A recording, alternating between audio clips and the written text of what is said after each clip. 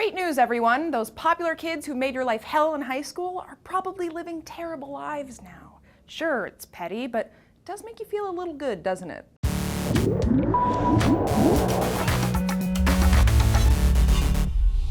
Hey guys, Tara here for DNews, and everyone who's watching this has, at some point in their lives, tried to appear cool in front of their friends. It's just something teenagers do. We're all guilty. The good news is, it could very well work.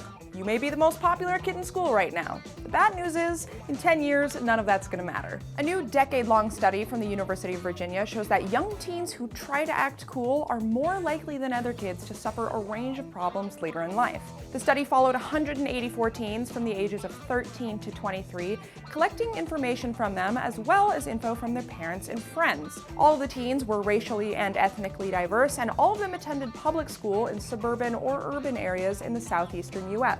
Now, depending on who you ask, acting cool is a pretty subjective thing. For this study, they found that 13-year-olds are typically considered popular when they engage in activities beyond their age group.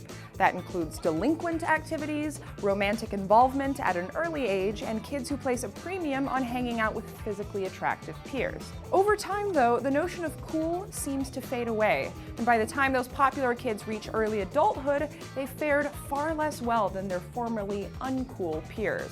By age 22, their friends reported them as being less competent in managing social relationships and more likely to engage in criminal activities or have substance abuse problems. The psychology professor who led this study, Dr. Joseph Allen, believes that the reason for this might be related to social pressure. The older these kids get, the more and more extreme behaviors they have to engage in to continue appearing cool. And extreme behavior can be anything from criminal acts to excessive alcohol and drug use, which, if you ask any normal adult, isn't really all that cool.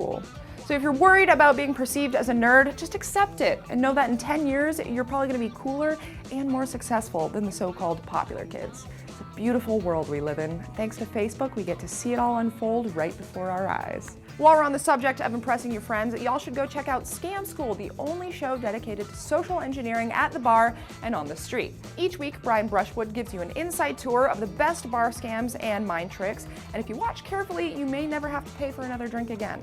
You can find new episodes of that every Wednesday on TestTube, so if you're interested, go check it out.